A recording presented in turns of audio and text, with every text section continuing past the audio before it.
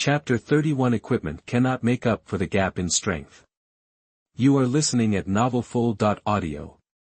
After Halloween, Hermione finally forgave Ron and Harry, and things weren't so awkward between them anymore. Aaron had also made a lasting impression on Hermione because he'd stepped up, though he didn't realize it.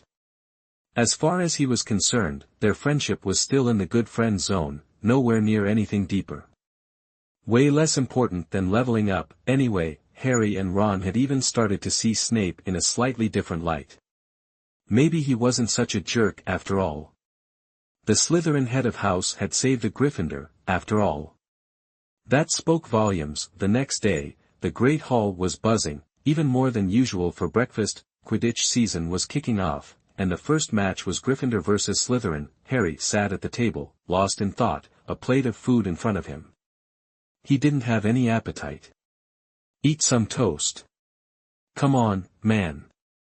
Ron's right, Harry, you've got a big game ahead of you. But I'm not hungry, Harry said. Snape strolled over, a sly smile on his face. Good luck today, Potter. Harry Potter, the famous one. I'm sure a little Quidditch is a piece of cake for you, even against Slytherin. With that, Snape headed to the teacher's table, leaving the trio to exchange glances. He hasn't changed a bit. What a snake, Ron grumbled. He acts like Slytherin's got it in the bag. Hey, Aaron's a good flyer, Harry countered. It was his first game, and he was already nervous enough. Plus, he was up against someone just as talented as he was. So what? Ron persisted, his voice a little softer now. Fred and George did some digging. Apparently, Aaron hasn't been to a single practice. No way. Harry's eyes widened. Could he be practicing in secret? Nope. I checked. Wood's super serious about this match. He's got people watching the fields every day, checking out the team dynamics and practice schedules. Up until today, the usual Slytherin players have been out there, including Terence, the Seeker. But, yeah, they have been practicing harder than ever. Hermione thought for a moment, then offered, maybe Aaron just joined the team at the last minute. Nah, Ron said confidently. Relax. No matter how good he is, he can't beat you after weeks of training. You think so? Harry's confidence suddenly surged, and his appetite returned. I wouldn't jump to conclusions, Hermione warned. You guys know Aaron.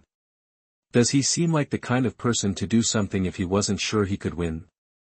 Hermione's words dampened Harry's growing confidence. Hermione. Ron rolled his eyes. Don't be such a downer.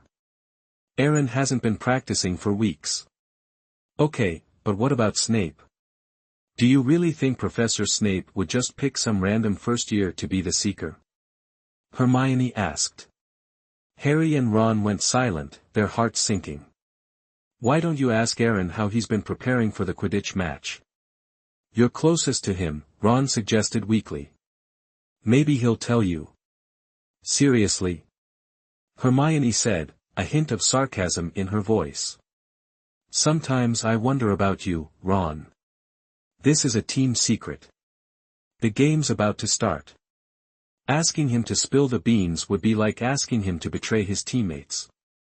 Harry, you're a Seeker, would you want me to do that? Of course not, Harry agreed. Ron looked uneasy. I'm just curious. It's Gryffindor's honor at stake, after all. Just then, Hedwig, Harry's owl, swooped in with a long package and dropped it in front of him. Mail so early? Hermione said, surprised. But I never get mail. Harry was even more surprised. Would his relatives send him something? No way. They probably wished he'd disappear. Open it, Ron urged, tearing into the package. A moment later, a beautiful broom lay before them. It's not just any broom, Harry. It's a Nimbus 2000. Ron pointed to the logo, his face practically glowing with excitement. But who sent it? Harry wondered aloud. Then, it hit him. He looked towards the teacher's table and saw Professor McGonagall smiling at him. It all made sense. Snape's brow furrowed as he took in the broom. Minerva, that was generous. Giving away a Nimbus 2000. I can't compete with you, McGonagall retorted. You kept things pretty quiet. I didn't even know you changed the Seeker until now. Temporarily. Snape smiled slightly. That's not quite right. Aaron joined the team over a month ago, not long after you broke the rules and let Harry Potter join the team. McGonagall frowned. She hadn't known that, but Aaron must be pretty good if Snape was paying so much attention. Probably better than Terence, but then she glanced at the Nimbus 2000 she'd bought, and her confidence surged. Equipment wasn't everything, but when the players were evenly matched, better equipment could give you an edge. And Harry Potter was the most talented flyer in Gryffindor. He'd definitely make the most of this broom. Either way, Gryffindor is going to win this match, Professor McGonagall declared, unwilling to show any weakness. We'll see, Snape said coolly, then headed toward Aaron. Aaron was eating breakfast when he noticed things had gone quiet. A figure was standing by the table, so he reluctantly set down his fork. Professor Snape, do you know how rude it is to sneak up on someone while they're eating? Harry Potter just got a Nimbus 2000. You better be on your game. If you lose. I won't lose. A first year with a beat-up wand is no match for the prefect. Humph. Snape raised an eyebrow but felt relieved. You're confident. I hope your performance on the field lives up to the hype. It will. I don't make promises I can't keep, Aaron said, his tone leaving no room for argument. Snape nodded, satisfied, and left the hall. As soon as Snape was gone, Draco approached. Aaron, that was awesome. You scared Snape. Ah, well, Aaron said, sighing. I've been on my own since I was a kid. My parents are always traveling. I had to greet guests at home, all by myself. I learned how to talk to people the hard way. In short, I speak to people like people and to ghosts like ghosts. Draco swallowed hard. That's rough. It is, but what can I do? I'm the only son. The glory of the Gaius family is mine to carry forward.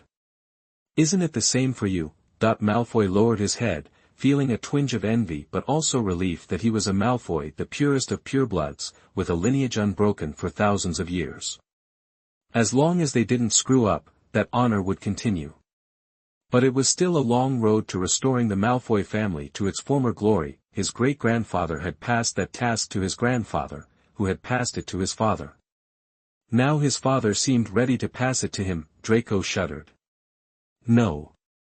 This curse had to end with him. You okay? You look sick. I'm fine. I just figured something out, Draco said. Good. Do me a favor. I'm playing in the game later. Can you watch Abe for me? Aaron asked, pulling Abe out from under the table. Draco looked at the cute creature and nodded numbly. Chapter 32 Slytherin vs. Gryffindor. You are listening at novelfull.audio. 11 a.m., Quidditch pitch. Quidditch is the wizarding world's favorite pastime. Nearly everyone from the school, teachers and students alike, packed the stadium. The principal, deans, professors, and staff had prime seating in the stands, while the underclassmen filled the lower levels. Hagrid, ever the fan of a good time, staked out a spot in the lower stands, complete with binoculars. Inside the Slytherin locker room, Aaron pulled on the green uniform with a grimace. Seriously? No other colors? Nope. Terence replied. Red, green, yellow, and blue, they're the house colors. Green Slytherin's, always has been. Tradition. Too bad. I'm not a fan of the color, to be honest. You're wearing it anyway, Captain Marcus said, joining the conversation. He turned to address the rest of the team. I'm not going to sugarcoat it. This game's going to be tougher than usual. But we've trained hard, and with the most amazing seeker Hogwarts has ever seen, Aaron Gaius, I don't see how we can lose. Slytherin will win. That trophy? It's ours. The team exchanged confident smiles, already picturing Slytherin crushing Gryffindor. Ahem. Aaron interrupted.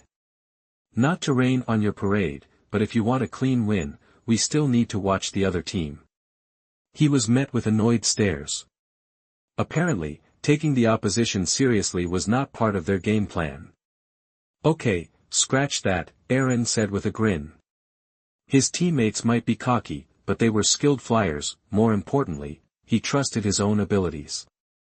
Catching the golden snitch meant 150 points and game over. The Seeker controlled the rhythm of the game.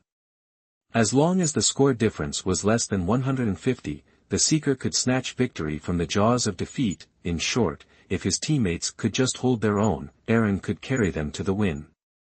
Minutes later, the Gryffindor and Slytherin teams soared onto the field on their broomsticks, greeted by a roar from the crowd. The noise was deafening. Hello, everyone. Welcome to Hogwarts' first Quidditch match of the season, Slytherin vs. Gryffindor. Commentator Jordan announced, his voice buzzing with excitement. The two teams circled the field, each staking out their territory.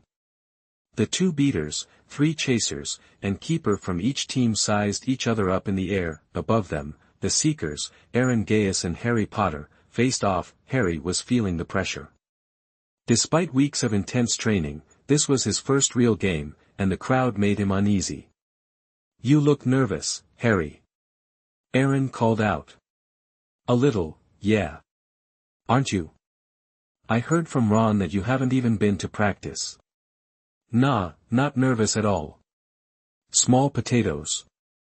As for practice, the team trusts me. Plus, I'm pretty confident myself. Aaron grinned. Spotting the Nimbus 2000 logo on Harry's broom, he raised an eyebrow. Nice broom. Harry gave an awkward smile. Aaron was still flying the school's old Nimbus model, noticeably slower than his. The players are in position. Madam Hooch is entering the field, and the game is about to begin. Jordan announced. Both boys looked down as Madam Hooch approached a wooden crate. Looking up at the two of them, she said, I hope both sides will show each other level and respect in this match. With a sharp kick, she sent the crate flying. The bludgers shot out, followed by the snitch. The snitch darted around Aaron and Harry as if taunting them. Madam Hooch grabbed the quaffle from the crate, tossed it into the air, and the game was officially underway. Every player except the Seekers immediately dove toward the quaffle. Scoring meant 10 points, and everyone wanted the first goal. Moments later, Gryffindor chaser Angelina snagged the quaffle and made a beeline for the Slytherin goalposts. Dodging several attempts to intercept her, she skillfully evaded each one. As she approached the goal, she launched the quaffle from several yards out. Thwack, star. Just as everyone thought Gryffindor was about to score, keeper Blake blocked the shot. The quaffle landed in Slytherin's hands, and the game instantly flipped. Angelina sped towards Blake to make a challenge, but he merely smirked at the Gryffindor girl before passing the quaffle to Captain Marcus behind him. Marcus, a skilled flyer, weaved past the Gryffindor players and dodged a pair of rogue bludgers to cross nearly the entire field and reach the Gryffindor goalposts. He threw the quaffle with all his might, but keeper Wood made a timely save, knocking the ball away with his broom and sending it back into Gryffindor's possession. Wood grinned and shook his head at a frustrated Marcus, who was visibly grinding his teeth. Gryffindor chasers Katie and Alicia passed the ball to each other around the posts. Crossing into Slytherin's side of the pitch, they then passed the quaffle to Angelina, who made a final shot. This time, the Slytherin keeper was a fraction of a second too late, and the quaffle sailed into the left goalpost. Ding, star. Beautiful. Angelina scores, and Gryffindor gets 10 points. Jordan yelled with excitement, punching the scoreboard and changing the score from 0-0 to 10-0. Professor McGonagall cheered from beside Jordan, and the Gryffindor fans erupted in thunderous applause, momentarily silencing the Slytherin side. The quaffle was claimed by former Slytherin seeker Terence. He quickly regained his composure and flew toward the Gryffindor goal, Montague flying close behind him swinging a bat and blocking any oncoming bludgers. Terence dodged spin net, sidestepped Katie, bypassed the Weasley twins, and avoided another bludger before making his way to the Gryffindor goal. As one might expect, would stop the shot and pass to Angelina. At this time, Marcus flew to Montague, snatched the bat from his hands, and moved to hit the bludger towards Wood, but as soon as he raised his bat, Terence grabbed his arm. "Don't forget what we promised, the dean is still sitting there. You don't want him coming to talk to us, do you?"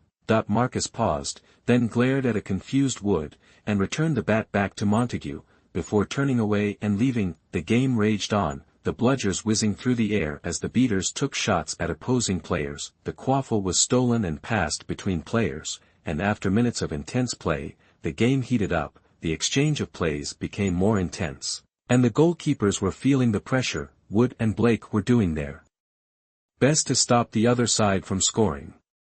The score stayed at 10-0 as the game raged on. The two seekers, who had been suspended in the sky, finally captured the audience's attention. Aaron's eyes had been searching for the golden snitch since the very start, paying only minimal attention to the game, and only dodging bludgers when they came directly at him. Harry, on the other hand, had been enjoying the game and applauding his team's successes.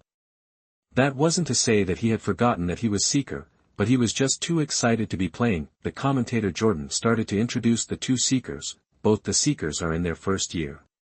One is the famous Harry Potter, who was selected by Professor McGonagall for his outstanding talent, and specially recruited to the team as seeker in his first flying class. Potter. The Gryffindors cheered loudly. The other is Aaron Gaius.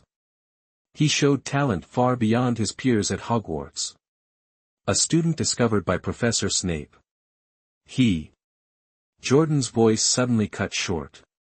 Originally, he had intended to talk about Aaron's time bathing the Sorting Hat when he joined school, but Aaron had suddenly started chasing a gold streak of light. "Is that the snitch? Wow! Aaron has found the snitch!" Jordan shouted excitedly. Harry realized what was happening and gave chase. The Nimbus 2000 soon made up ground. Chapter 33: A Glorious Victory for the Snake Court. You are listening at novelfull.audio. Just as they were closing in on the golden snitch, Harry's new broom started acting up. It bucked and swayed, even spinning around completely. It was like a wild bronco trying to throw its rider. Aaron noticed and frowned, stopping his pursuit. "What's going on with you?" "I don't know. The broom's gone haywire." "I've never seen anything like it," Harry cried out. This wasn't just about losing the game anymore, it was about staying alive. "No way." Aaron looked puzzled. This was a Nimbus 2000, it shouldn't be doing this. Besides, Harry was a seasoned seeker. A rookie mistake like this was impossible. It wasn't just Aaron. The audience also noticed Harry's wild ride. "What's wrong with Harry's broom?" Hagrid wondered aloud. Hermione, watching through her telescope, spotted someone in the stands focused intently, muttering under his breath. Something felt off, and she refocused the telescope. It was Snape, his eyes locked on Harry. "It's Snape. He's casting a spell," Hermione exclaimed. She didn't want to believe Snape, who had saved her life, would do something like this, but there it was. "He's casting a spell." Ron also looked. Sure enough, Snape was muttering. "What do we do?" "Watch this." Hermione shoved the telescope into Ron's hands and bolted from the stands, heading for Snape. Harry's broom was now shaking violently, flipping him upside down. After a couple of loops, he was nearly thrown off, hanging on with one hand. It was clear he couldn't hold on much longer. The Nimbus 2000 continued to shake, and Harry grabbed it with his other hand, clinging for dear life. Gryffindor's morale plummeted.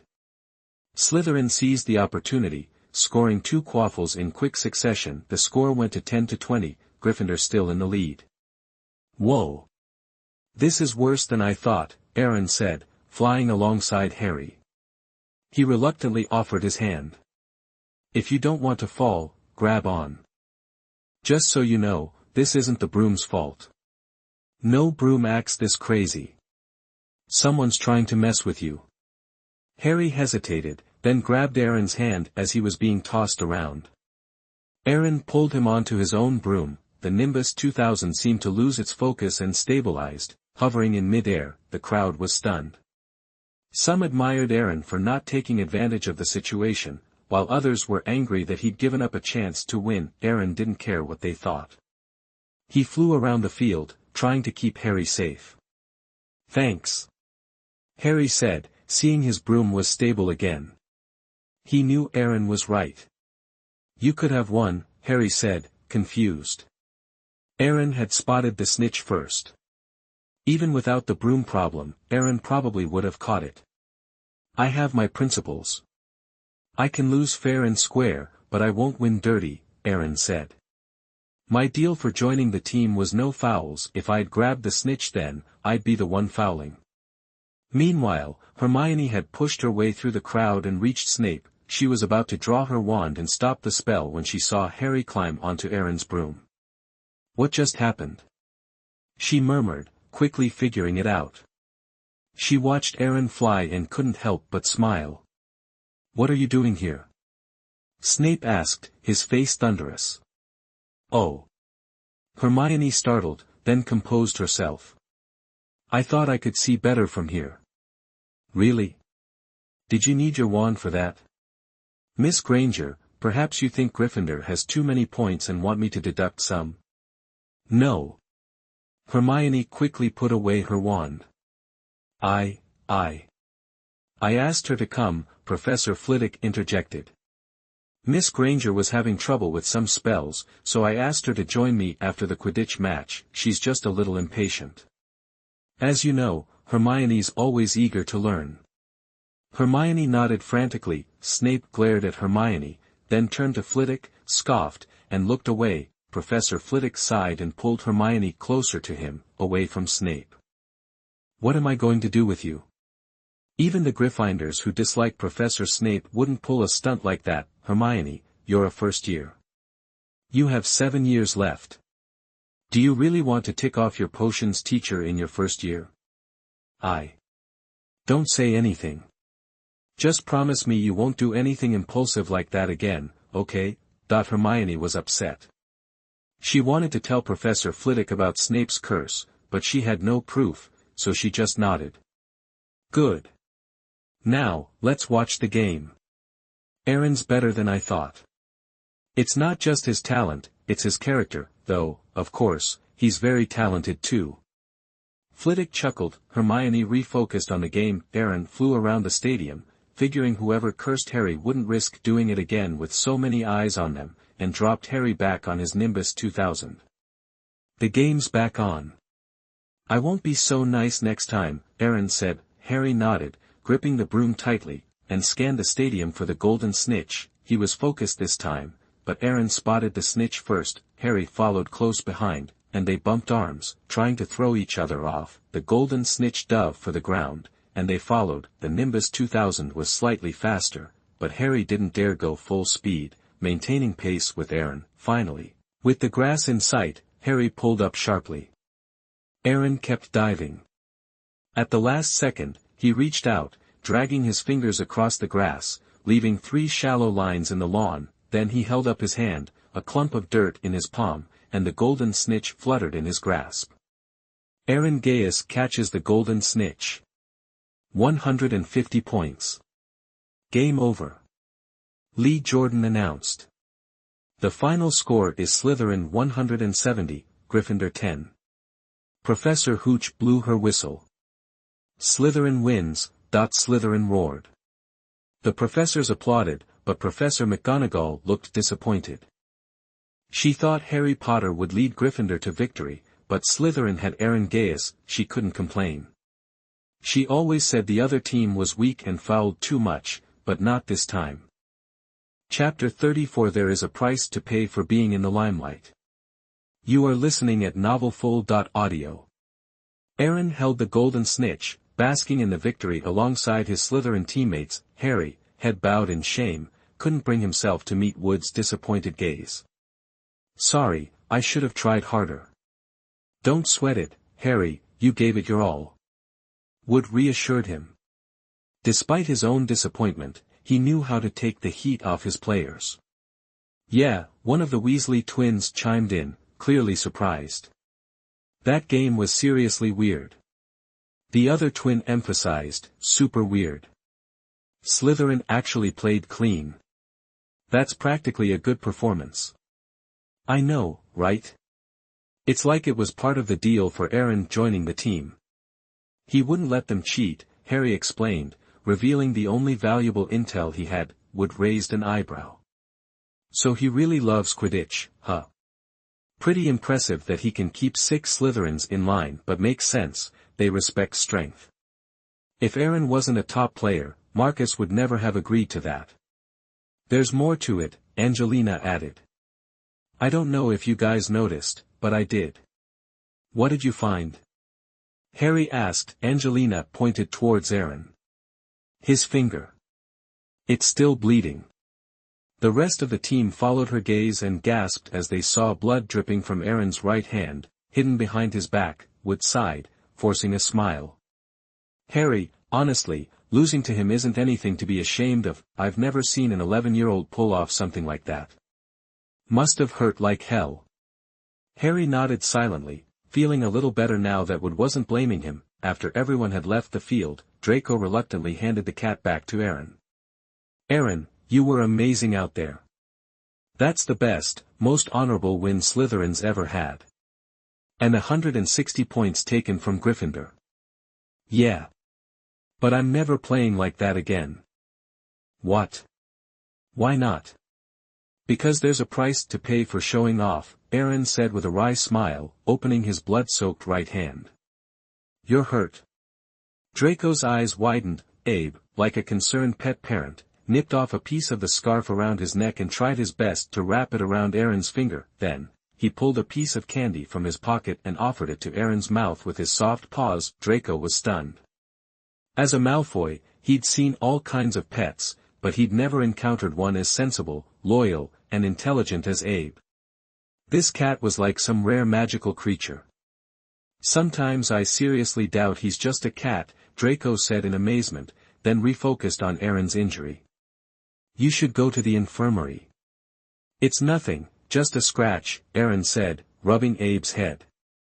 It bled a little, but no bones are broken. I'll just bandage it up, and it'll be fine. Plus, with the potion I brought, I'll be back to normal in a couple of days. Meanwhile, Harry, Ron, Hermione, and Hagrid were walking together. Hermione was telling Harry and Hagrid about Snape's jinx on the Quidditch pitch, with Ron backing her up. That's balderdash. Why would Snape jinx Harry's broom? Hagrid scoffed in disbelief. No professor would hurt their own student on the field, or would they? Who knows? But my broom definitely went haywire. Aaron also said someone was messing with me, and it looks like that someone might be Snape. He's been hostile to me since day one. He's definitely hiding something. Ha! Hagrid chuckled. Harry, everyone's got their secrets, even me. I've got my own stash of forbidden pets around the school. Pet? Ron paused. That reminds me, we saw that 3-headed dog in the room on the right corridor on the 4th floor. You've met Fluffy? It has a name. Hermione was surprised. You actually raised that monster? Sure did. Bought him from an Irishman at a pub last year and lent him to Dumbledore to guard. Guard what? Harry pressed. Can't say, Hagrid said, his voice suddenly dropping. He gave them a stern look. Stop a skin, don't ask any more questions. Top secret, this is, just know it's got nothing to do with you, and it's real dangerous. What the dog's guarding is only for Professor Dumbledore and Nicholas Flamel. Nicholas Flamel? The corners of Harry's mouth tilted up. He thought he might be onto something. Hagrid, looking ashamed, mumbled, I shouldn't have said that, as he walked towards his hut. I really shouldn't have let that slip. I have a hunch, Harry said, turning to Hermione and Ron. Snape's up to something, and it's connected to whatever Fluffy's guarding. Harry, Snape jinxed your broom, sure, but that only proves he wanted to hurt you. It doesn't necessarily have anything to do with Fluffy, Hermione argued. That's a stretch. No, it's connected, Harry insisted, suddenly connecting the dots. Hagrid and I took the thing Fluffy's guarding out of Gringotts. Snape's a professor, so he must know about it. Maybe he thought I knew what was in that package, so he was hostile to me and sabotaged my broom. I can't think of any other reason. We don't have any beef, so why else would Snape want to hurt me? Ron and Hermione exchanged glances. Harry's theory was surprisingly convincing. Do either of you know this Nico Flamel guy? I don't, Hermione said, but we can check him out in the library sometime. The next day, the stadium was buzzing again. Aaron had quit the Slytherin team after just one game, and Terence Higgs had returned to his position as Seeker. Even without Aaron, Slytherin was still a force to be reckoned with. Since Aaron had defeated Harry Potter, Snape was in an unusually good mood and had allowed him to sit on the teacher's stand to watch the game. It was a gesture from the head of his house, and he couldn't exactly refuse. It was always a good idea to stay on the good side of the head of Slytherin house and the potions master at Hogwarts. You look a bit glum, Snape observed calmly. What do you think, Professor? Aaron said, yawning and hugging Abe.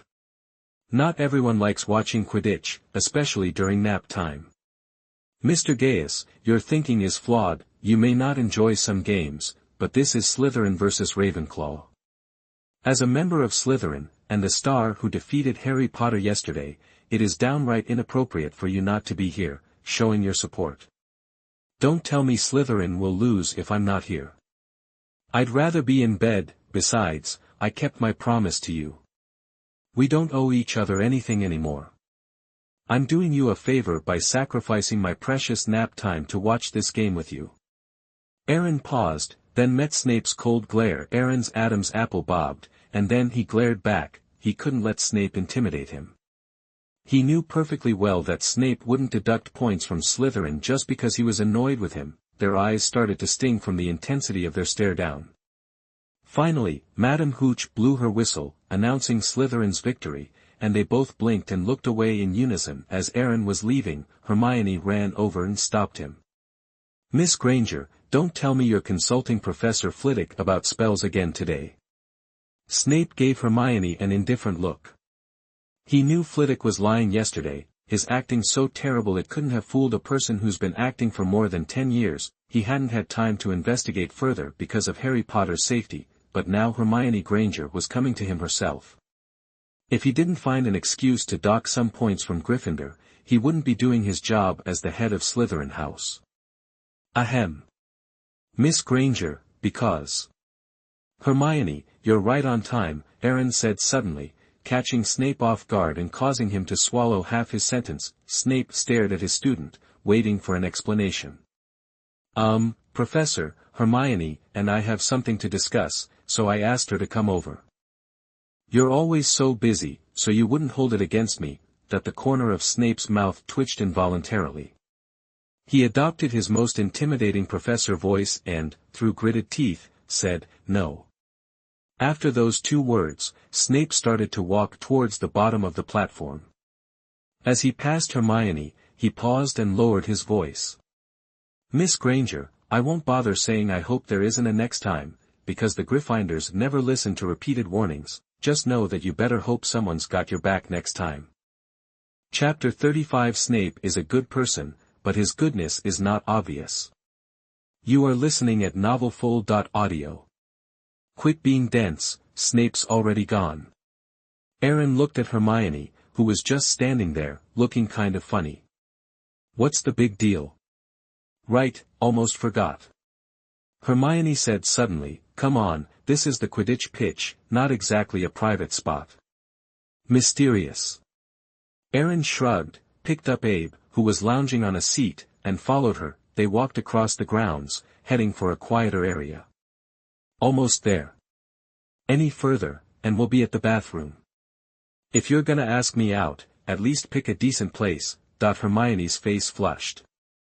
Who said anything about a date? Not a date. Now I'm really disappointed. But hey, we're only 11, so friends it is. Hearing the first part, Hermione felt a little thrill, but that faded fast when she heard the rest, and her face fell. Okay, just kidding. If my mom knew I made a girl cry, she'd probably crawl out of Loch Ness and tan my hide. Pfft. Hermione giggled and shook off her bad mood. So, spill it. What's so important? Aaron asked, curious. Hermione calmed down and looked around with a serious face. After making sure no one was around, she said, Aaron, you have to listen to me. Stay away from Snape. He's not a good guy. Huh? Aaron was taken aback. He never expected Hermione would drag him over just for this. Gryffindors might not like Snape, but they wouldn't call him evil. Come on, I can tell a decent person from a bad one. Snape might be strict, but he's not a bad guy. It's true. I'm not lying. Hermione said anxiously. Remember yesterday during the Quidditch match, Harry almost fell off his broom? And, what's that got to do with Snape being a bad guy? You think he did it? He was cursing Harry. I saw it myself. He was on the platform, staring at Harry's broom, muttering under his breath, real fast. That doesn't prove anything. What do you mean? It's obvious. Don't you believe me? Hermione looked upset. She, Harry, Ron, and Hagrid were the only ones who knew about Snape's curse. She was so sure of it, she'd even risked getting caught by Snape himself to warn Aaron. Seeing her eyes starting to water, Aaron panicked. Hey. It's not that I don't believe you, but are you sure Snape was trying to hurt Harry? Snape's powerful, a trained wizard. You think Harry could stay on that broom for so long if Snape was really trying to knock him off? Just through sheer skill. Please. The kid's talented, but he's still a beginner. What are you getting at? Hermione frowned, sensing there was something she was missing. Think, Hermione. You read all those books for nothing. Aaron shook his head. You've read about counter curses, right? Same principle, you focus on the target and chant the opposite spell. So, there were at least 2 people casting spells, one hexing, the other unhexing. If Snape was countering a curse, he wasn't trying to hurt Harry, he was saving him. You don't know the full story, and you're already blaming Snape. Isn't that a little harsh? Or did you hear Snape cursing Harry? But I only saw Snape moving his lips. No one else's were moving that fast. Aaron lightly flicked Hermione's forehead. Who said curses have to be spoken out loud? Some high-level wizards can just look at the object, use some secret techniques, maybe a wand movement, and get the same effect. For example, before you came to Hogwarts, you did accidental magic without even meaning to, right? Hermione was taken aback, realizing how much she didn't know about the wizarding world. But that only cuts Snape's suspect status in half. The other half is still him chanting curses. Hermione was being stubborn. No way.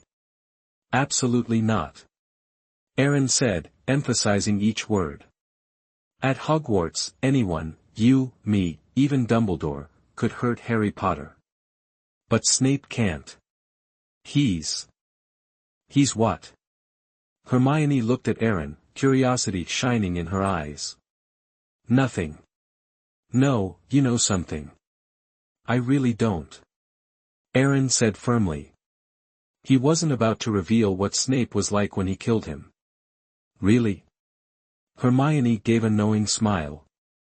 Aaron, what do you think Snape would say if I went to him right now and told him you told me everything? Aaron was momentarily speechless, then clapped his hands. Nice one. Very clever. If I didn't know any better, I'd say you had me there. Hermione's smile vanished. Snape Severus was the head of Slytherin.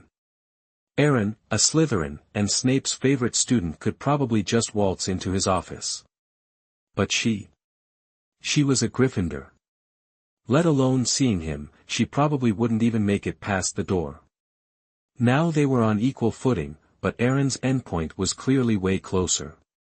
Her little trick would fall apart before it even got started. Get it? Aaron said with a smug grin. I can tell you, with absolute certainty, Snape would never hurt Harry Potter. Now if you'll excuse me, Hermione, I need to catch up on some sleep. No, you can't leave. Hermione grabbed Aaron's arm. I have to know why. If you don't tell me, I'll cry. Aaron sighed and held up Abe. Do you know what species this is? A cat. So, Aaron nodded. Then you've heard of curiosity killed the cat. As soon as he said it, Abe started wriggling in his arms. It was a dragon with noble blood. That kind of petty curse was an insult to its very being. Smack, Aaron patted him on the back. Knock it off. I'll get you a chicken drumstick for dinner. Faced with a tasty treat, Abe instantly settled down. Curses. It was a holy dragon. Curses were the things it least feared, let alone weak curses like that, Hermione thought for a moment.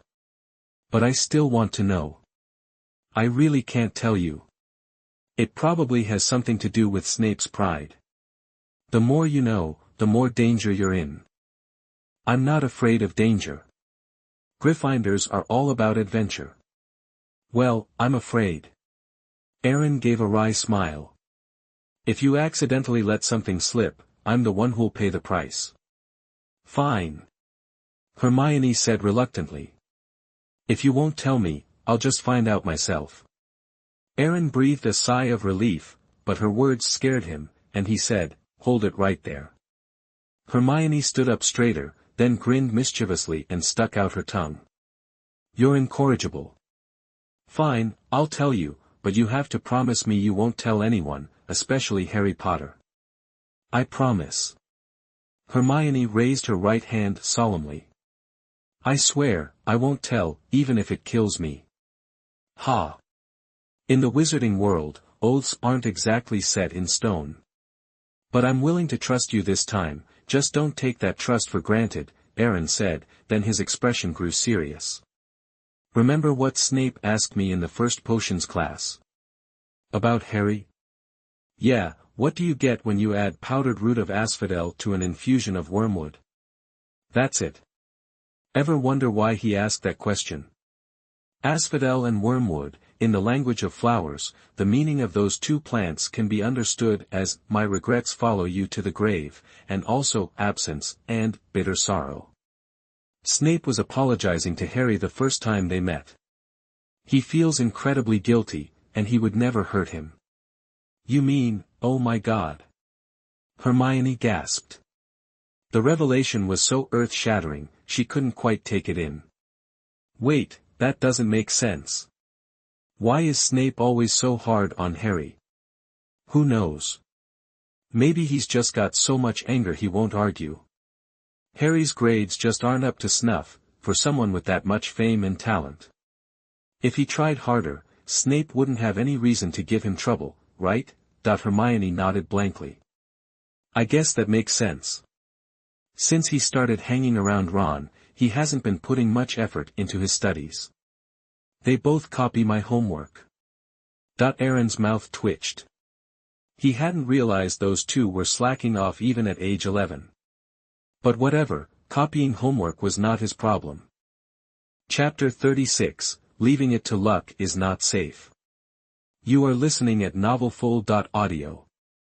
After Quidditch season started, Hogwarts was buzzing with excitement. Students and teachers alike were completely energized. This enthusiasm didn't really die down until well over a week after the season ended. Students went to class and tried to keep up with their homework, and things seemed to return to normal. But lately, Harry, Ron, and Hermione were constantly in the library, spending every spare moment among the stacks of books. They weren't studying, though, they were digging for information on Nicholas Flamel. Harry and Ron were convinced that Snape was after whatever Fluffy the three-headed dog was guarding, so figuring out what that was became essential. Asking Dumbledore was out of the question, and it might also tip off their enemy.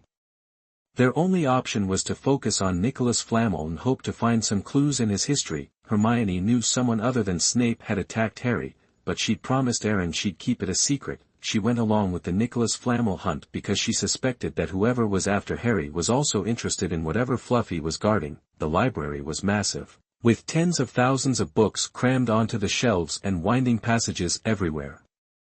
Finding a single name was like searching for a needle in a haystack. They couldn't just look at every book. They figured that since Nicholas Flamel had some connection to Dumbledore, the most powerful wizard alive, he had to be a pretty big deal himself. So, they narrowed their search to books about famous modern wizards, but after searching for over a week, they still hadn't found Nicholas Flamel's name in any of them. Maybe they weren't looking hard enough after all. They were only searching in their free time, and even a couple of weeks of that only let them skim 100 books or so. That night, Aaron lay in his lounge bed, clutching his dragon-shaped pillow, and silently pulled up his personal stats. Host, Aaron Gaius. Magic energy, 950, intermediate magician, your magical journey has just begun. Talent, century rare, can be improved, magic power increases by 2 points daily. Items, moon drops, removes any negative spell, resurrection potion, resurrects any creature that dies within 1 hour. Magic points, 888, check in at Hogwarts, increases by 10 points daily. Almost there. Another couple of weeks, and I'll be a senior magician, Aaron thought, excited. He glanced at his magic point total and nodded. He loved the number. What a good omen. System, open the magic mall. Affirmative, opened for host. Instantly, the mall interface appeared before Aaron's eyes. Magic at Transmigration, 1000 magic points, includes Animagus, at Water Breathing Charm, 100 magic points, breathe freely underwater, at Levitation Charm, 10 magic points, at Patronus Charm, 200 magic points, at Disillusionment Charm, 800 magic points. Materials at Phoenix Feather, 30 magic points, at Dragon Blood, 20 magic points, at Mandrake, 5 magic points, at Bezoar, 1 magic point, at Rhinoceros Horn, 3 magic points. Items at Flying Carpet, 200 magic points, 3 meters long x 2 meters wide, at Magic Crystal, 100 magic points, powerful magic, can power a magic circle, at Felix Felicis, 500 magic points, at Invisibility Potion, 100 magic points, 3 hours of invisibility, at Collector's Edition Quaffle, 30 magic points, a treasure for Quidditch fans. Whoa! Aaron took a deep breath, both thrilled and frustrated. He stared at the flying carpet he'd always wanted, placed an order, and had it stashed in his system space. After buying that, Aaron only had 688 magic points left, but the remaining items made him truly feel like he had his cake and could eat it too. He ignored the materials for now. They were easy to find in the market, and he didn't need them. The remaining items and magic spells, though, were exactly what he wanted, but his current funds only let him buy a tiny fraction. After thinking it over, Aaron decided to buy Felix Felicis. He hadn't forgotten the big confrontation looming this semester. To deal with a piece of Voldemort, he needed to be super powerful. Since he wasn't there yet, he'd have to try his luck. If he was lucky enough, bullets would swerve around him on the battlefield, and the same went for magic spells. Of course, a luck boost only went so far, but sometimes, that's all you needed. Looking at the small bottle of Felix Felicis in his hand, Aaron frowned. Is this 200 milliliters? The host must learn to be content. A sip brings 12 hours of good luck. This bottle will last you quite a while. Aaron didn't argue, even though it was just a pep talk. Betting everything on luck was basically a death wish. After all, he was up against Voldemort. Even a piece of him was too much for Aaron. He might dodge one curse by luck, but not a second. Aaron made a decision. If things went south, he'd just have to play a big role. Over the next few days, an owl delivered a package to Aaron daily. Along with Abe's dragon package, Jean sent some books and 2 mysterious small boxes. What's this?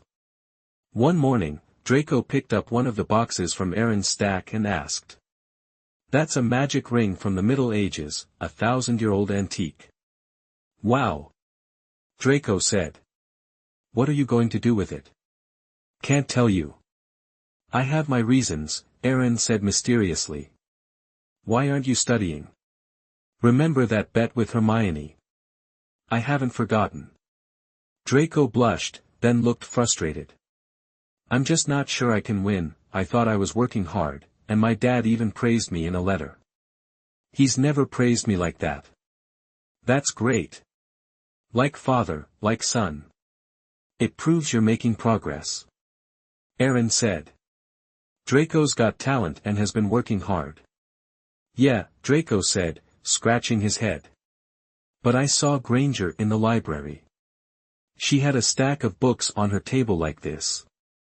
He held his hands 2 feet apart. Aaron winced. He knew Hermione liked to study, but that was a lot.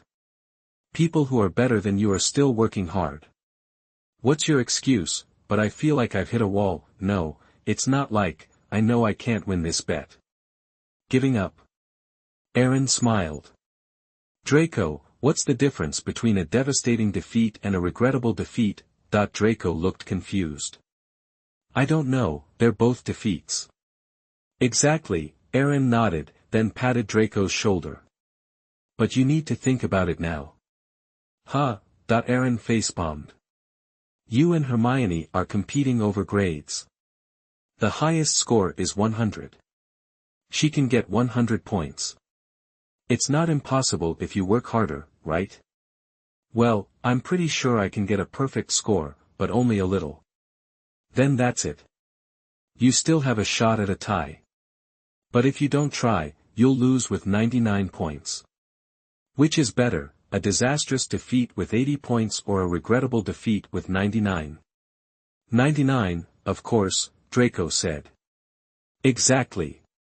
Even if you lose in that situation, it's an honorable defeat, at least it won't be ugly, and no one will talk trash about you. When you see Hermione Granger, you can hold your head up high and not feel guilty. I know what to do, Draco said, grabbing Crabbe and Goyle. Get up, you two. We're going to the library.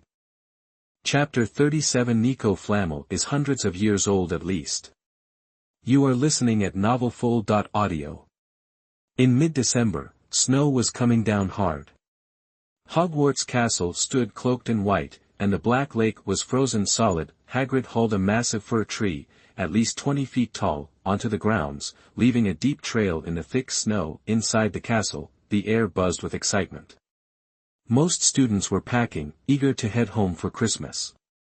Even the normally mischievous ghosts were spreading holiday cheer. A dozen medium-sized Christmas trees lined the Great Hall, and Professor Flitwick was perched up front, decorating the largest with help from Aaron below. Using levitation charms, they carefully placed candles, colorful streamers, twinkling lights, and golden stars on the branches. With the final star in place, the tree was complete, a dazzling sight. All done, Professor. Merry Christmas. Aaron said, wiping his brow. Decorating one tree wasn't much, but he'd practically done half the Great Hall's trees. The workload was heavier than he expected. The levitation charm was simple, and he had plenty of magic, even though he was using a magic ring to hold back half of it so as not to draw attention. Doing this much work with the power of a regular intermediate wizard was still a real drag. Merry Christmas, Mr. Gaius, Professor Flitwick replied with a smile. 10 points to Slytherin. As promised, your talent is remarkable. For a first year, your magic is nearly at a fourth-year level. Thanks, Professor. Aaron said, smiling back. Every point counted, especially when trying to complete his system tasks. Professor, if you don't need me for anything else, I'll head out. I'm beat after all that work this morning. Off you go, lad. Aaron scooped up Abe, found a seat in the Great Hall, sat down, and opened a book on magical creatures. Harry and Ron were nearby, engrossed in a game of wizard's chess. Harry was clearly a beginner, taking his time with each move. Ron, on the other hand, seemed like a seasoned pro, playing aggressively and with obvious delight. He was probably just beating up on a newbie. The animated chess pieces clashed on the board under their control, making loud clacking sounds. Hermione approached, looking at the carnage with a frown. This is so barbaric. It's wizard's chess, Ron said with a grin, gathering the pieces. Have you finished packing? Yours isn't. Plans changed. My parents decided to visit my brother Charlie in Romania. He's studying dragons there.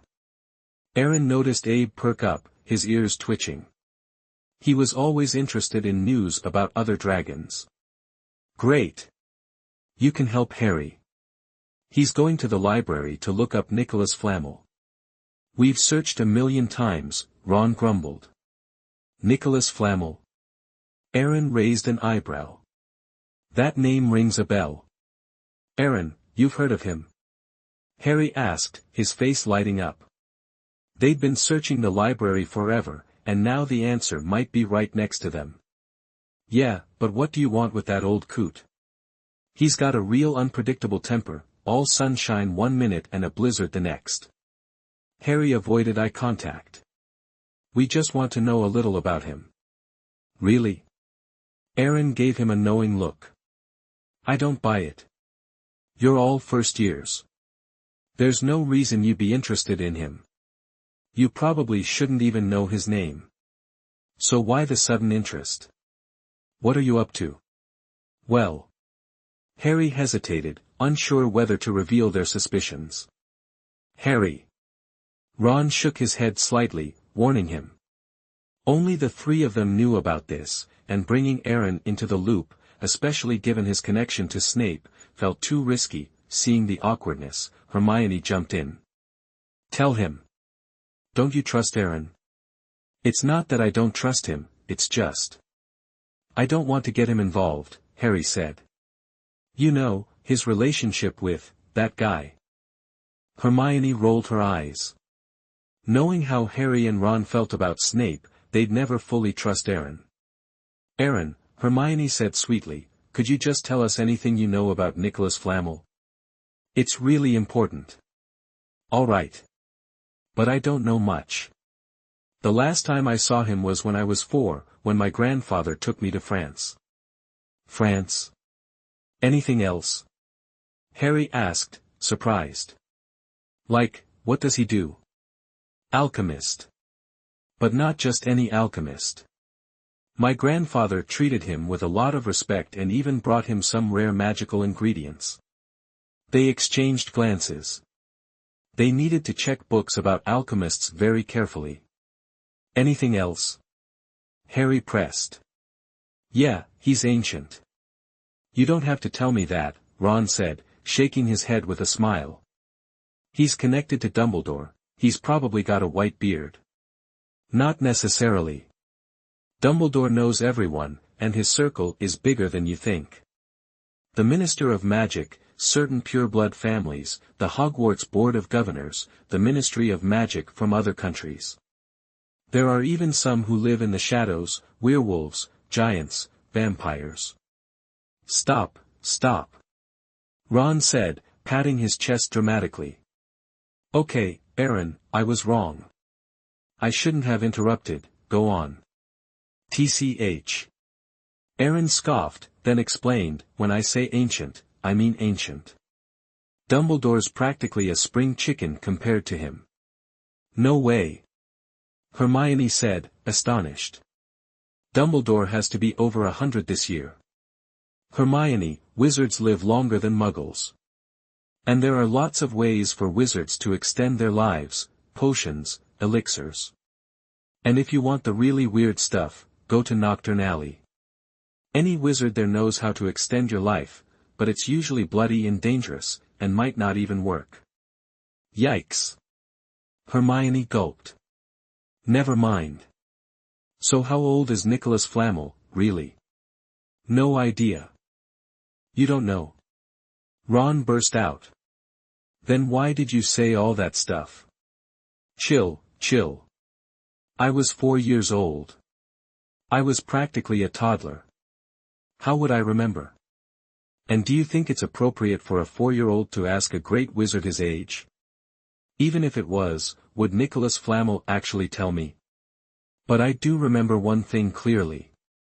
When Nicolas Flamel opened the door for my grandfather and me, he said, the last gayest boy who came here was your great-grandfather, plus, my great-grandfather was 5 when he met him, and my great-great-grandfather took him there. So he knew my great-great-grandfather. The three of them just stared.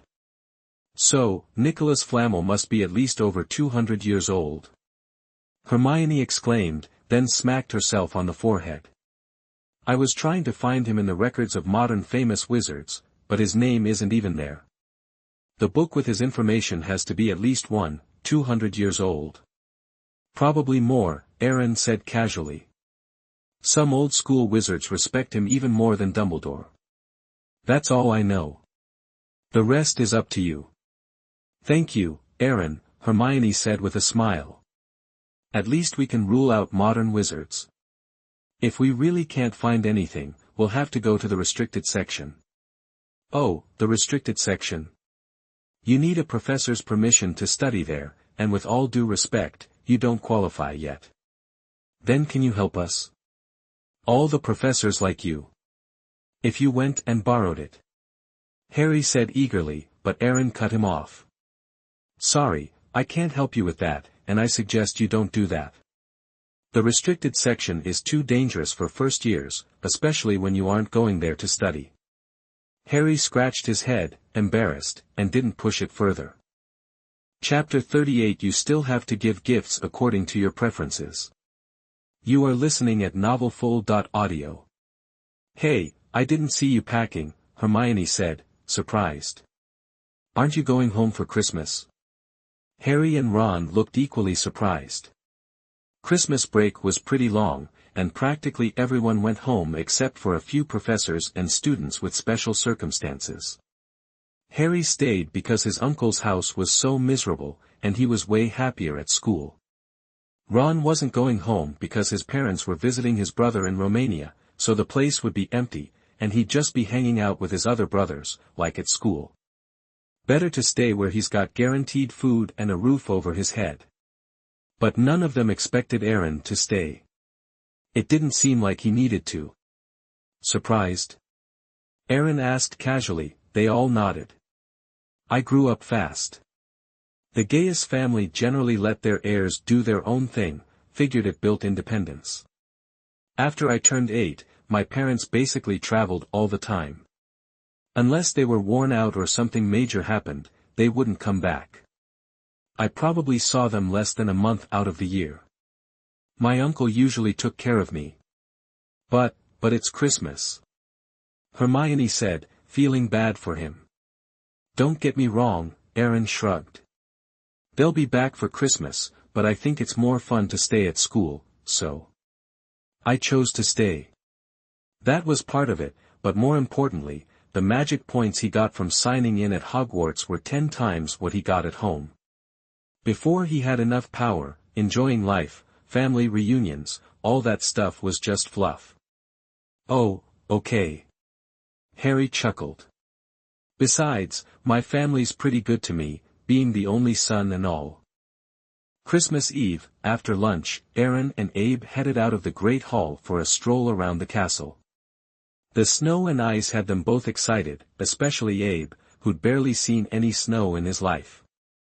A few days ago, students were busy packing, so the crowds kept him somewhat in check.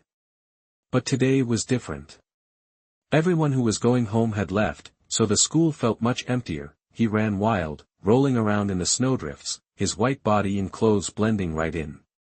You had to look closely to even spot the white dragon in the snow. If Aaron hadn't told him to keep his wings tucked away, he'd probably be flapping them and watching the snowflakes fall from above. They reached the grounds, and seeing that nobody was around, Aaron pulled the magic carpet out of his system space and hopped on with Abe. The dark blue carpet wasn't nearly as hard to handle as a broomstick. It did exactly what Aaron wanted. Plus, the carpet was huge, big enough for 3 or 4 people.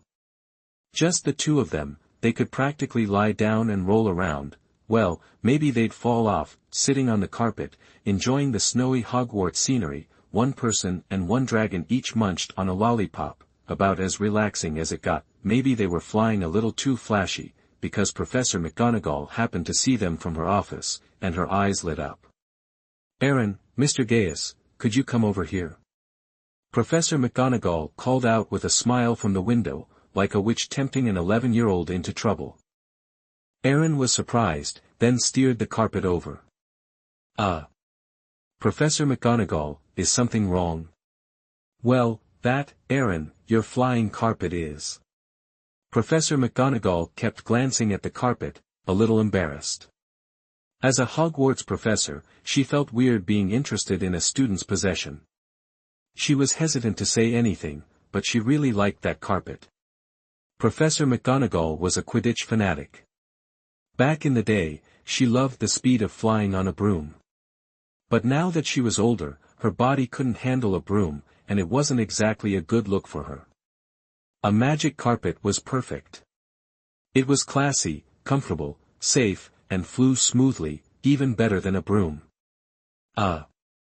I found it in the attic at home before coming to school, Erin explained earnestly, then frowned. Professor, I don't think there's any rule against using magic carpets. That's right, there isn't, Professor McGonagall admitted. But you still need to be mindful of how it looks, alright? Got it. I'm just using it during the holidays.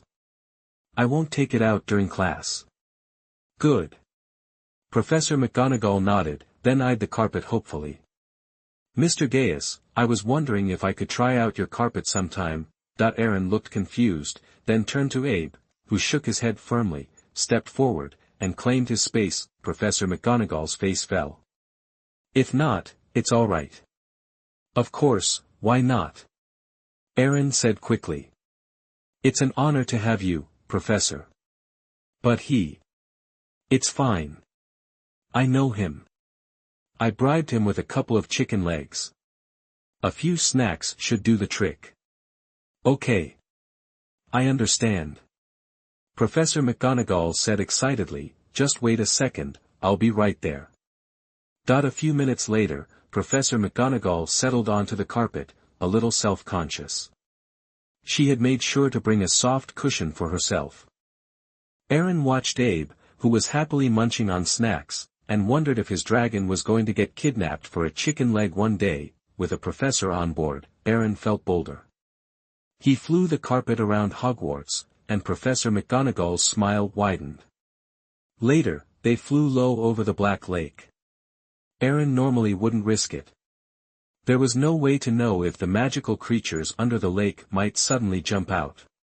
But now the lake was covered in a solid layer of ice, and there was a magician-level college professor on the carpet. Safety levels were maxed out, so there was nothing to fear, but when Erin headed towards the Forbidden Forest, Professor McGonagall got nervous. Wait, Mr. Gaius, you can't go there. Can't go? Erin asked with regret. He'd been hoping to use the professor's authority to check out the snow-covered Forbidden Forest. If he was lucky, he might even spot a live unicorn. Of course not.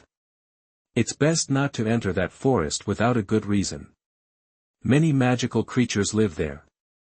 Even Dumbledore can't claim to know everything about them. He's only reached an agreement to keep them in check. But you have to understand that sometimes agreements are worthless. They might be severely punished, or even killed, for attacking students.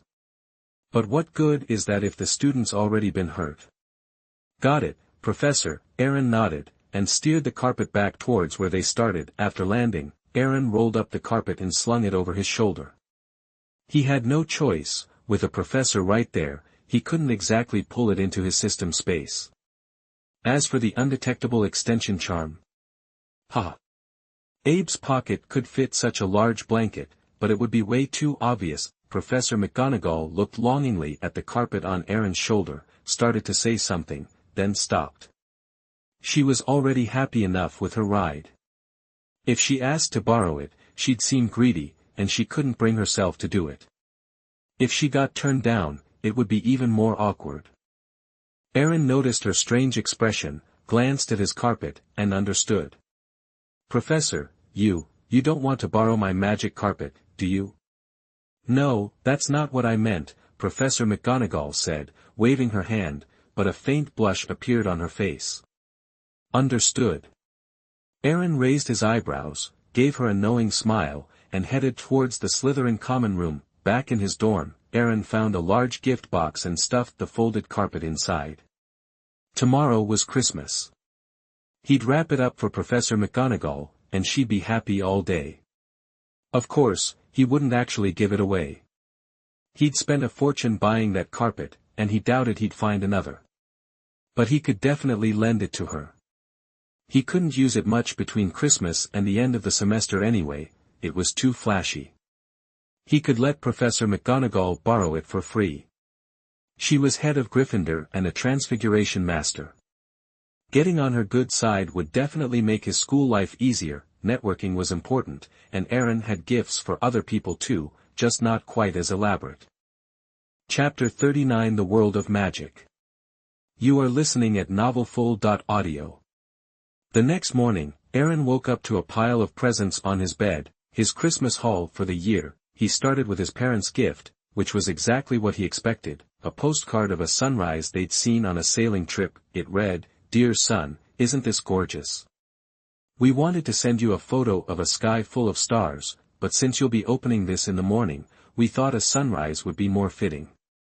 May it fill you with energy. Vico." "Ugh, same old," Aaron muttered, shaking his head as he set the postcard aside. Typical of them, sending something sentimental when they knew he needed practical things. The second package was from Gaius. Aaron pulled out a sheet of paper and smiled. The butler had sent him a revenue report for the store he owned in Diagon Alley. There was also an illustrated dragon encyclopedia, detailing all the known dragon species, their characteristics, and where they hung out. Probably for Abe, since he was a fancy-blooded dragon and needed to keep up with his distant relatives. The third gift was from his uncle, a pure white unicorn feather, the kind used for making wands. After that came gifts from more distant relatives, an odd assortment of stuff, but far more useful than the first three. Daggers, clothes, musical instruments, a funny mirror. One person even sent a bag of snacks. As soon as Aaron opened it, a white blur dove in head first. Disgusted, Aaron pulled Abe out, shoved the bag back in front of him, and ruffled his head a few times. Hermione had sent a dental kit, complete with a toothbrush, toothpaste, and cup.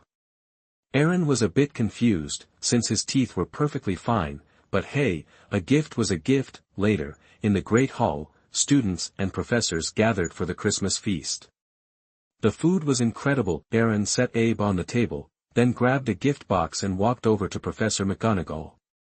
"Professor, this is for you." "For me?" She looked surprised. "A Christmas gift?" "Yep."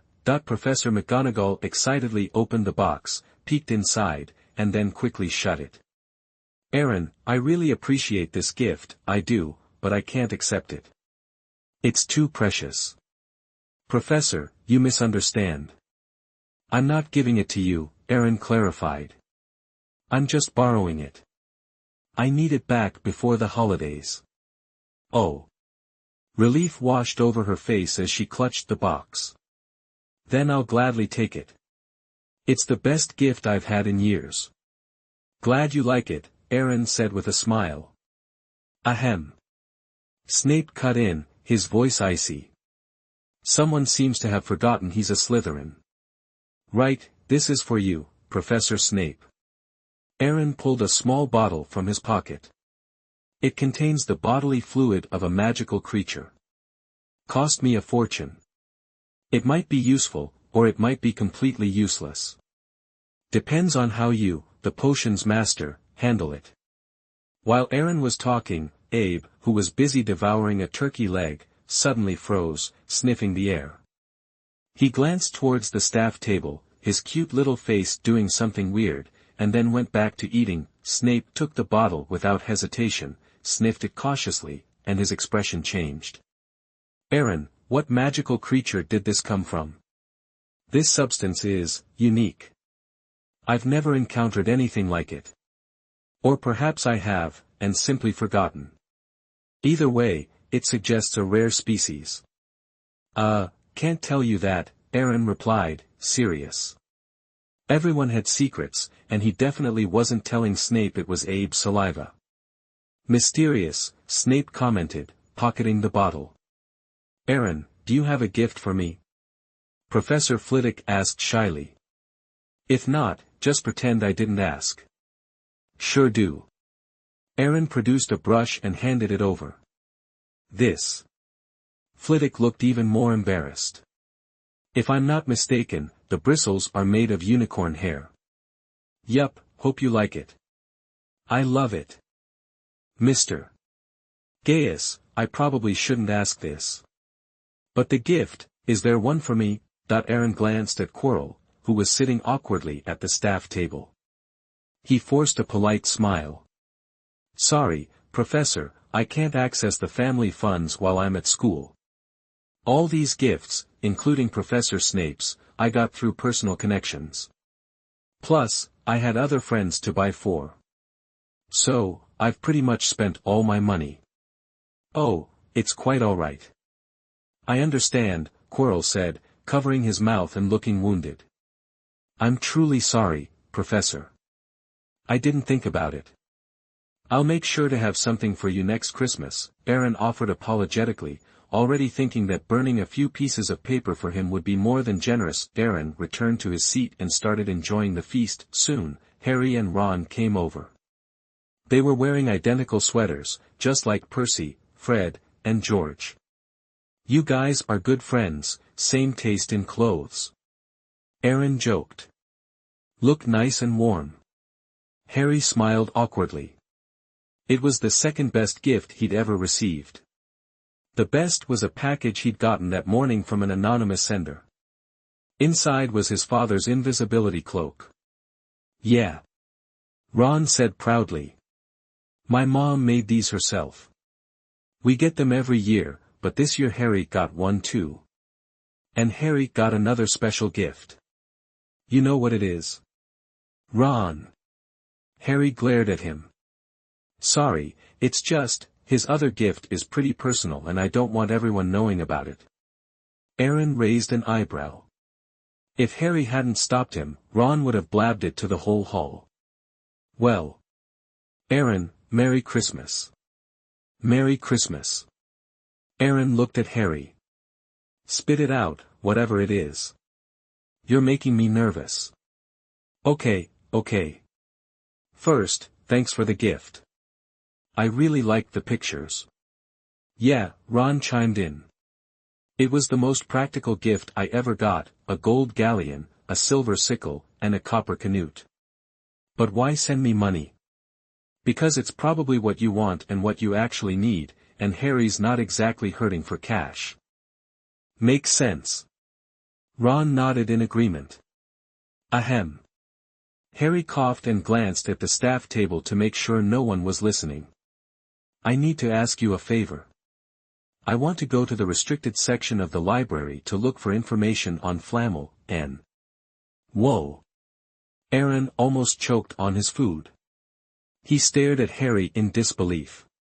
No way. You're still on that? Nope. I'm not helping you with that. The restricted section is off limits for first years. But why can you go? Ron asked, sounding resentful. Harry and I saw you in the library before, and Ms. Pants let you into the restricted section. Aren't you a first year? Aaron turned to Ron, looked at him pointedly, and then patted him on the shoulder. Ron, people are different. As you know, our head of house thinks the world of me. Getting a permission slip is easy. Harry's mouth twitched. He smiled wryly. But Aaron, this is important. Doesn't matter. No matter how important it is, it's not my problem, Aaron said firmly. I can help you with some things, but definitely not with this. You're not ready for the restricted section. Chapter 40 Fragments found in the Forbidden Book area. You are listening at novelfull.audio. The day after Christmas, the alarm blared, and Aaron groggily opened his eyes. After washing up, he headed to the dining hall for his usual breakfast, then made his way to the library. Showing Madame Pants the authorization from Professor Snape, he went straight to the restricted section. Not that the books in the regular section were useless. Quite the opposite, they were more practical for students. You could find answers to nearly all your questions there, but that was precisely why he found it a bit boring. The restricted section was for tackling that last 1%. It held secrets not taught in class, the secrets of the magical world, the habits of dark creatures, and deeper, buried history. You could even find fragments about the soul. It was like comparing something you could Google anytime to something reserved for VIPs. And VIP access meant serious knowledge. Wandering through rows of bookshelves, Aaron stopped before a grey tome about the history of elves, including their wars with other races and their magical treasures. Even partial records could broaden your understanding. In History of Magic class, the professor only skimmed over the secrets of other races. If you pressed for details, it'd be awkward because the professor probably didn't know them himself. Aaron was absorbed in his reading when the sunlight shifted through the window, the reflection on the floor catching his eye. What's this? Aaron closed the book for a closer look. He saw several shards of glass with some grayish-white lamp oil stuck to them. After a few seconds, a knowing look crossed Aaron's face. He gathered the glass shards, returned the book to the shelf, and left the restricted section. Hello, Gryffindor Prefect. Aaron stopped Percy in the hallway. I need to ask you something.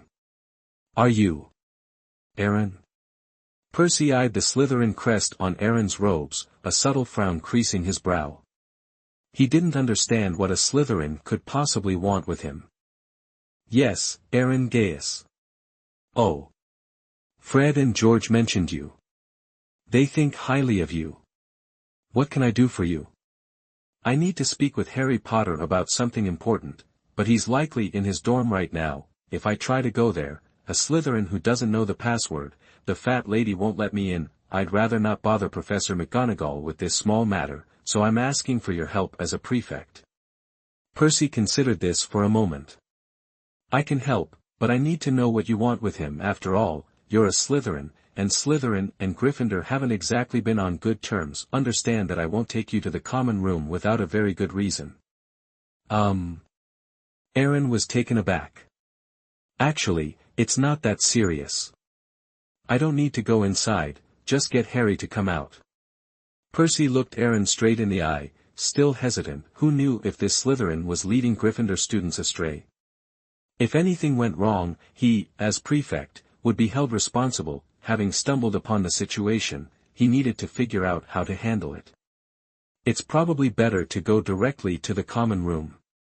Otherwise, it's a lot of back and forth. Didn't you say you needed a good reason? Percy paused, then stated firmly, during the holidays, we can be a bit more lenient. The two arrived at the end of the 7th floor corridor, where the fat lady guarded the entrance to the Gryffindor common room in her painting. Dragon Dung. Percy gave the password, and the fat lady swung the door open, revealing a circular entrance. Come in. You must be the first Slytherin to ever visit. That being said, I'm quite honored. Stepping inside, the warmth chased away the chill. A fire crackled in the fireplace, its flames casting dancing shadows of a phoenix, making the lounge carved from volcanic stones feel cozy. Percy led Aaron to a sofa. Wait here. I'll go get Harry. Thank you for your trouble. No trouble at all. It's what a prefect does. Percy turned toward a staircase. A few minutes later, Harry and Ron, still in their pajamas, came downstairs. Percy, meanwhile, sat at a table behind them, engrossed in a book. Ugh, Harry yawned. Aaron, what do you need?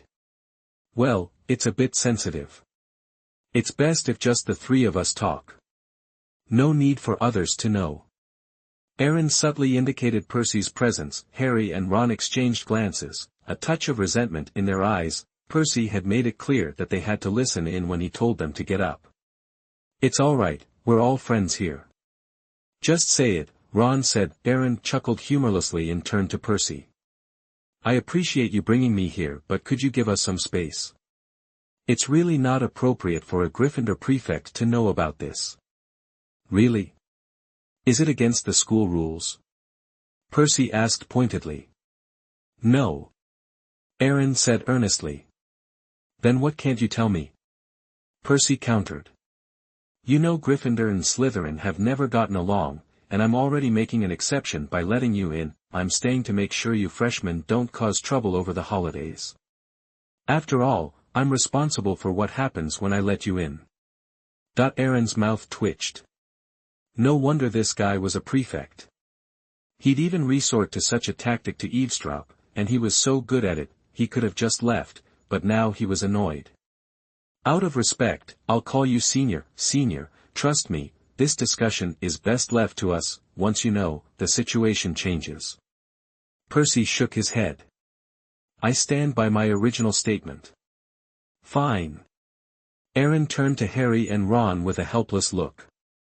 Your call, but remember, sometimes you need to push back. You can come outside with me, I'll tell you what I need to say, and we'll be done.